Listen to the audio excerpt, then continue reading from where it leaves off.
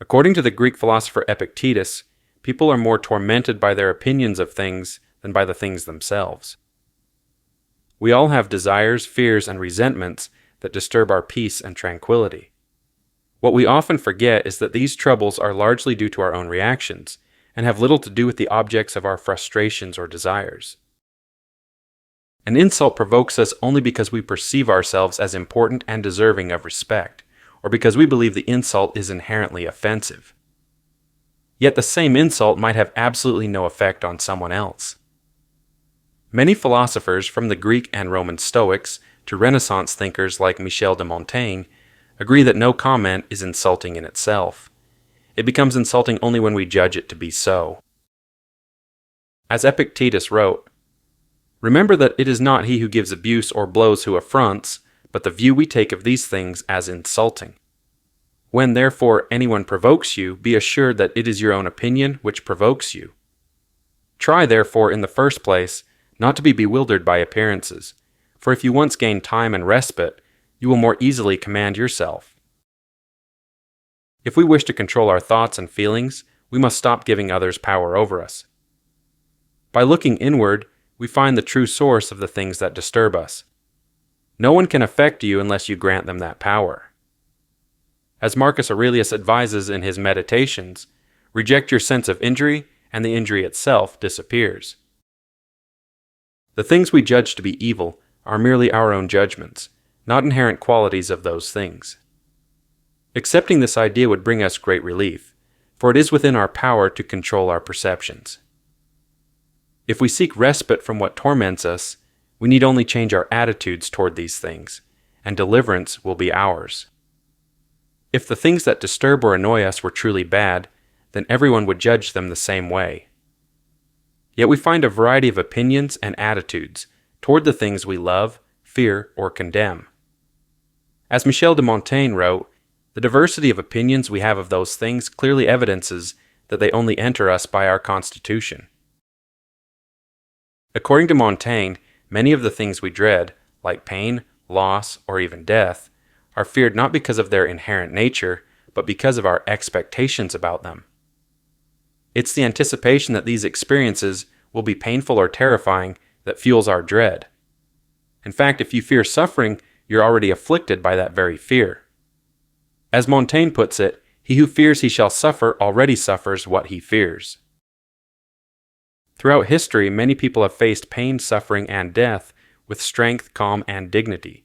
Some have even sought these experiences. This suggests, as Cicero wrote, that grief is not in nature, but in opinion. Seneca echoed this idea by stating, "We suffer more often in imagination than in reality." The Stoics taught that the essence of human freedom lies in our ability to shape our perceptions, recognizing that good and bad are not inherent qualities of events, but judgments we impose upon them. By understanding that our reactions, not the events themselves, cause our suffering, we can cultivate a mind that remains unshaken by external circumstances. This perspective empowers us to reinterpret adversity, transforming potential sources of distress into opportunities for inner strength and growth. The true challenge, then, is not to change the world, but to master our mind's response to it, finding peace and purpose even amid life's uncertainties. Montaigne posed this question: since we possess reason, a faculty we are so proud of, and which we use to assert mastery over the rest of creation, was this reason given to us for our torment? Of what use is our knowledge if it only makes us more unhappy? By misapplying our understanding, we surrender the tranquility and peace we could otherwise achieve. Like fools, we employ the intelligence bestowed upon us by nature, not for our benefit, but to our detriment, opposing the very design of nature. Nature intended for us to use our human faculties to our best advantage, not for despair or ruin. The Stoics believed we should concern ourselves only with things that are within our power. Worrying about what lies beyond our control will only make us miserable and resentful of the world. The Stoic ideal is to distinguish between what is in our power and what is not. Those things not within our control include wealth, health, reputation, social status, power, the lives of those we care for, and death. What is within our power are our thoughts, intentions, desires, and decisions. According to the Stoics, we already have everything we need for a happy life right within us. By controlling our thoughts, desires, and intentions, we can live a life free from many of the disturbances that trouble most people. The things within our power are free, unrestricted, and cannot be taken from us by others. Those things beyond our control are not truly ours. They are external to us. If we attribute freedom to things that are not free, we will end up blaming others and condemning the world.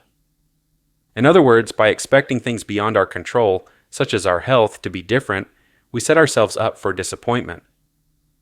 Therefore, take for your own only that which is your own, and view what belongs to others just as it really is, and you will be at ease with yourself, with no cause to blame others. If you do so, no one will ever compel you, no one will restrict you. Desires demand satisfaction, and aversions compel us to avoid what we judge to be bad.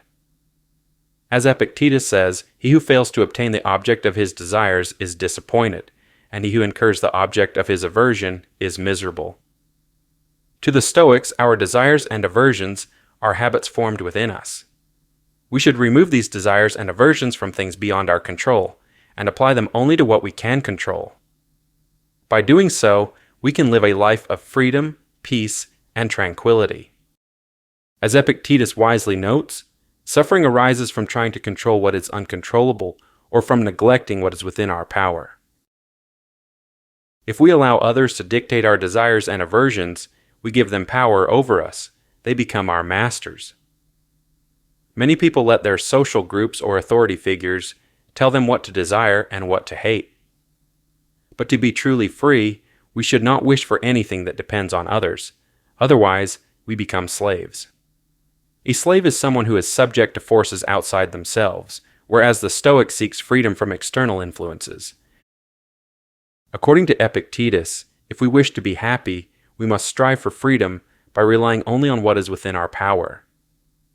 Doing so leaves no room for envy or emulation. We have a choice.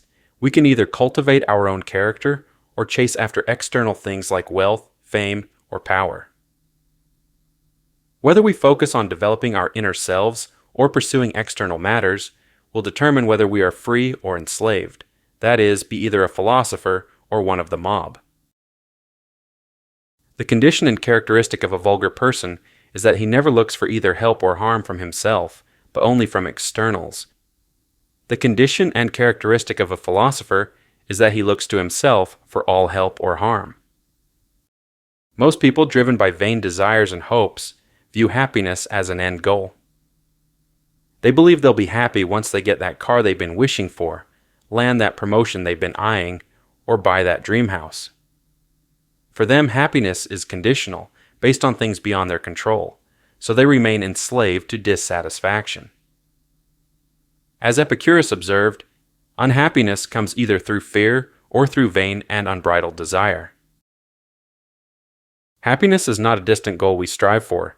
It's something we achieve in the present moment by not worrying over things we cannot control. As Seneca says, true happiness is to enjoy the present, without anxious dependence on the future. Too often we spend our time anxiously avoiding or fretting over things that may never happen, or constantly anticipating something better to come. Such a life, if we can even call it living, is merely existing without truly experiencing. It is the sharpness of our mind that gives the edge to our pains and pleasures, Montaigne reminds us. By wisely harnessing this mental acuity, we can find repose and contentment. After all, our thoughts shape our reality. As Marcus Aurelius observes, the happiness of your life depends upon the quality of your thoughts. Therefore, guard accordingly. Recognizing that very little is needed to make a happy life, it is all within yourself and your way of thinking. We begin to see that external circumstances hold less power over us than we often believe. When we feel distressed by outside events, it's important to remember that the pain is not due to the thing itself, but to your estimate of it, and this you have the power to revoke at any moment. Indeed, our life is what our thoughts make it, and by cultivating a mindful and virtuous mindset, we unlock the door to happiness. According to Aristotle, Happiness is a state of activity, meaning it requires us to actively engage in the journey of life. We ought to engage in activities that bring peace to our minds and anchor us in the present moment. Friedrich Nietzsche reminds us of the importance of cultivating joy within ourselves. There is one thing one has to have, either a soul that is cheerful by nature, or a soul made cheerful by work, love, art, and knowledge. Recognizing that appearances can be deceptive. A straight oar seems crooked in the water, Montaigne observes. We should challenge our assumptions and embrace the world with curiosity and openness.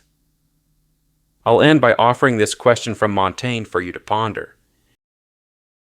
He who has neither the courage to die nor the heart to live, what can we do with him?